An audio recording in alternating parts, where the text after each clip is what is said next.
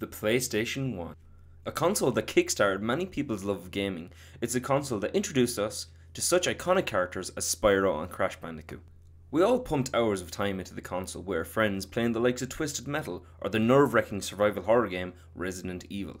Sony's first venture into console development nowadays can be looked back upon as a success, but the console did encounter a number of trials and tribulations. So with that being said, let's take a look at the birthplace of the PlayStation 1.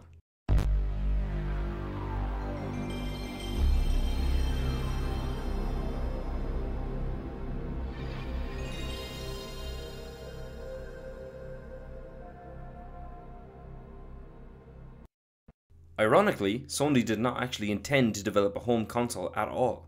Back in 1986, Nintendo were developing a CD-ROM version of the Super Nintendo Entertainment System and had prior worked with Sony on the original SNES. Sony were asked to develop the CD-ROM drive for the new project.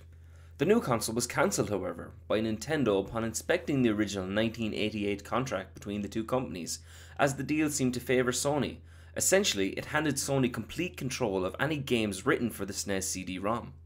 Sony were supposed to announce their partnership with Nintendo during the Consumer Electronics Show in 1991, but Nintendo had already in secret gone to Philips to negotiate a better deal with the rival electronics company. Sony decided to continue their exploration into the gaming industry, releasing the developed PlayStation, which did encounter some legal issues with Nintendo regarding the name and a breach of contract by Sony. Sony made it out of the lawsuit, but only about 200 consoles were estimated to be produced as a result. It was in 1993 where Sony decided to essentially begin again from scratch, dropping the SNES cartridge port and renaming the project to PlayStation, making it all one word, removing Nintendo's involvement in the console. The new console was going to be marketed as the PSX by Sony's North American division known as Sony Computer Entertainment America, but the name was dropped prior to launch. The company relied heavily on third-party game developers, 250 other developers including Namco, Konami and Williams. This secured the launch of well-received titles such as Ridge Racer and Mortal Kombat 3. In a $48 million deal, Sony acquired the European company Psygnosis. This not only gave Sony such games as Wipeout and Destruction Derby, but also a dedicated game development kit for the upcoming console.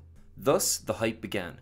GamePro reported many video game companies feel that in the near future, the video game platforms to contend with will be from Nintendo, Sega, and Sony. The PlayStation was officially released in Japan on the 3rd of December 1994. It was released only 1 week after the Sega Saturn. Sales in Japan for the PlayStation 1 were described as stunning, with long lines in stores selling 100,000 units on its first day. In North America, the PlayStation went on sale on the 9th of September 1995 at the price of $299. The console had over 100,000 pre-orders and a whopping 17 games available upon release of the console. Stores reported that they were running out of the consoles and accessories. It took till September 29th of 1995 for the PlayStation 1 to reach Europe. Over its lifetime, fans were treated to classics such as Oddworld Abe's Odyssey, a platform-based video game published by GT Interactive in 1997. Driver, an action-driving video game developed by Reflections Interactive in 1999, known for having one of the most irritating tutorial levels in the history of gaming. And Hideo Kojima's Metal Gear Solid, the action-adventure stealth game dropped in 1998, a well-received game shipping more than 6 million copies. So there you have it, a brief insight to the PlayStation 1. A console that started many people's love of gaming. It paved the way for the PlayStation 2, PlayStation 3, PlayStation 4 and a number of handheld devices. So despite the amazing developments currently happening in the gaming industry, we can look back and smile at the nostalgia of the PlayStation 1. Thanks for watching our video. Please like our page and subscribe to see more content from GameCast.